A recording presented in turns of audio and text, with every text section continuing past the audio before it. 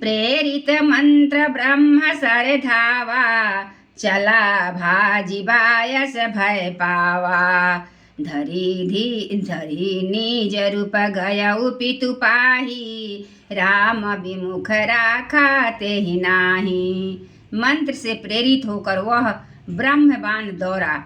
कौआ भयभीत होकर भाग चला। वह अपना असली रूप धारण कर पिता इंद्र के पास गया, पर श्री राम जी का विरोधी जानकर इंद्र ने उसको नहीं रखा।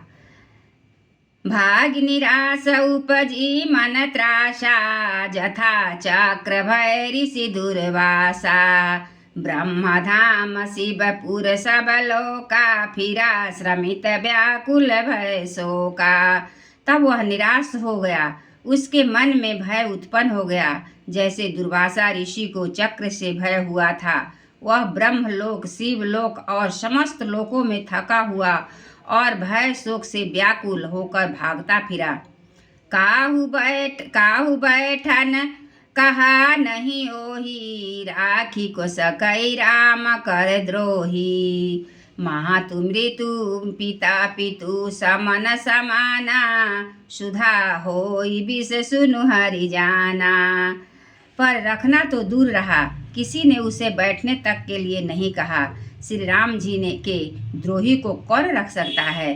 काकभुसुंडी जी कहते हैं, हे गरुड़ सुनिए, उसके लिए माता मृत्यु के समान, पिता यमराज के समान और अमृत विष के समान हो जाता है।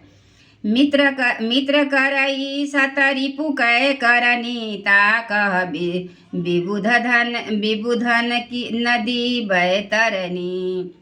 सब जगुताहि न लहु ते ताता, तो जो रघुबीर विमख सुनु भाता।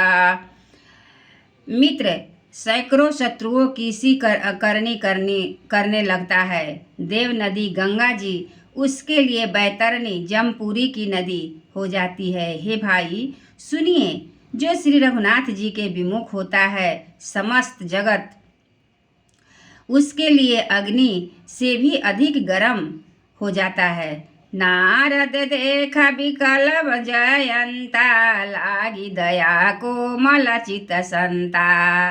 पठवा तुरत राम पहिताही, कहसी पुकारी पनत हित पाही। नारद जी ने जयंत को व्याकुल देखा तो उन्हें दया आ गई, क्योंकि संतों का चित्त बड़ा कोमल होता है। उन्होंने उसे समझाकर तुरंत श्री राम जी के पास भेज दिया।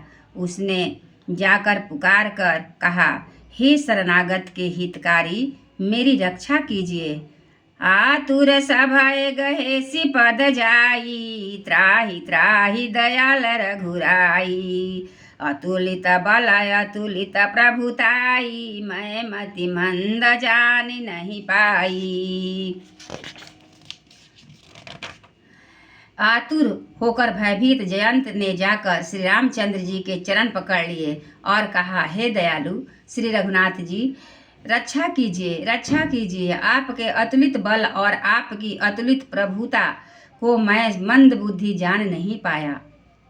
निज कृत कर्म जनित फल पाएऊ, अब प्रभु पाहि शरण तकियाएऊ।